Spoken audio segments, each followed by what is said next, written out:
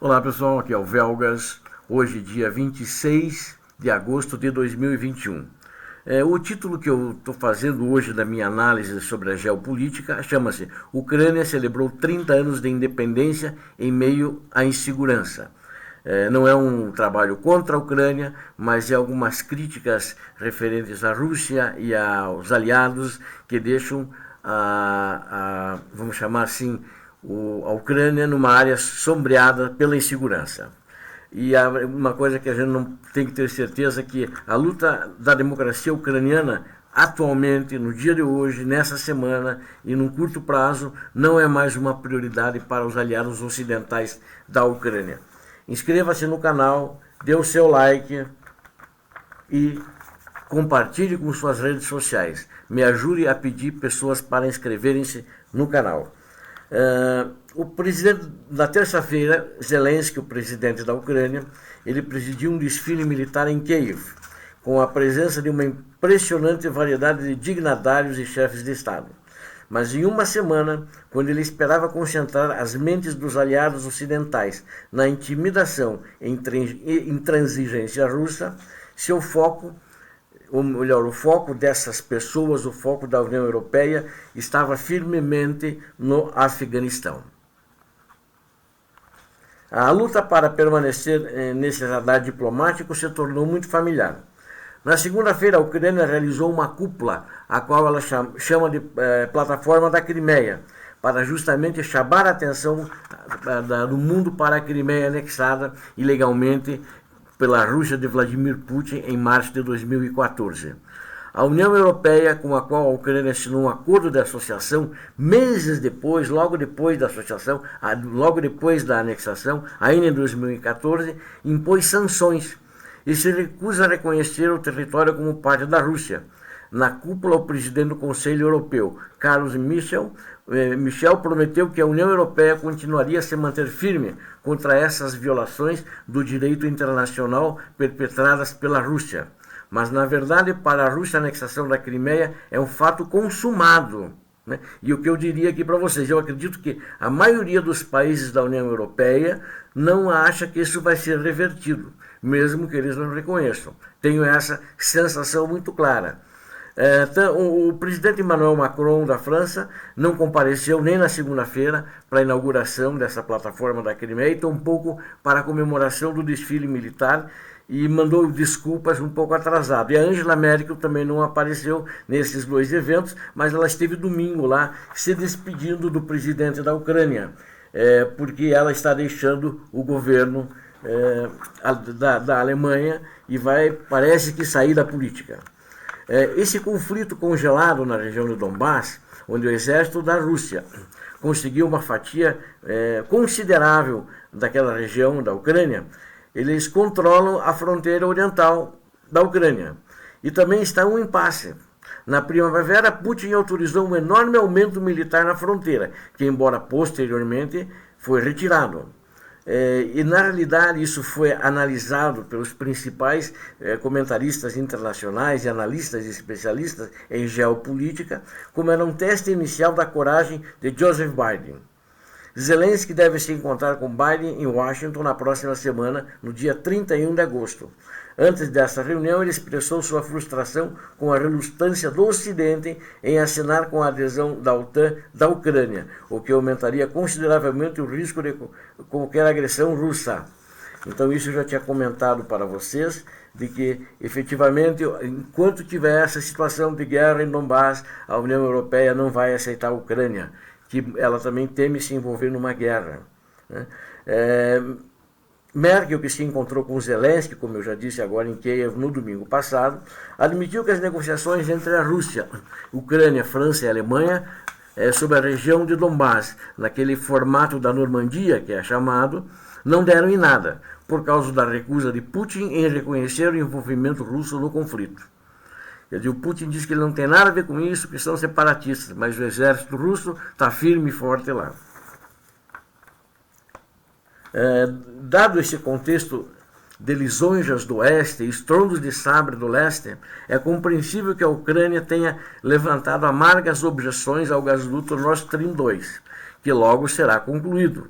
passando sob o Mar Báltico. Isso permitirá que a Rússia contorne a Ucrânia ao exportar gás para a Alemanha, custando a Kiev, da Ucrânia, bilhões de dólares em taxas de trânsito e potencialmente liberando Moscou para adotar uma postura ainda mais ameaçadora em relação à Ucrânia, pois ela não vai precisar da Ucrânia para transportar o gás. Eu diria o seguinte: isso é uma traição da Angela Merkel que permitiu que isso fosse feito. O Biden, que originalmente se opôs ao gasoduto, ele abandonou todas essas objeções no mês passado e acabou assinando um acordo sobre a conclusão com a Angela Merkel, que vê isso como uma prioridade econômica para a Europa, digo, né? A Ucrânia, portanto, tem motivos legítimos para criticar o nível de apoio que está recebendo. E ela, sem dúvida, deve continuar criticando pesadamente isso. Essa falta de apoio que ela está recebendo de seus poderosos aliados do Ocidente. O desastre da retirada do Afeganistão e a contínua fraqueza da União Europeia como força geopolítica aprofundará ainda mais a sensação de insegurança. Esse evento no Afeganistão, ele vem um pouco tirar do foco a questão da Ucrânia, que estava no foco. Então hoje o mundo civilizado está preocupado com o Talibã, com o avanço deles. Na realidade já tomaram todo o país. Mas é importante destacar que a Ucrânia, eu sempre achei que ela não ia contar com tropas estrangeiras, né? Falei diversas vezes.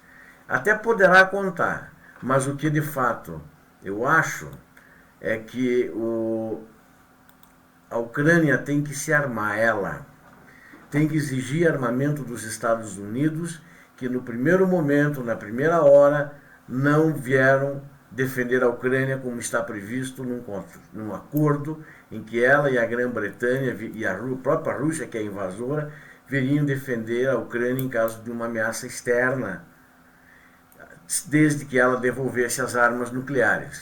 E isso ela fez, ela devolveu as armas nucleares, entregou inclusive nas mãos do lobo, nas mãos da Rússia. E ficou sem armas nucleares, mas na hora que a própria Rússia invadiu a Ucrânia, o que aconteceu?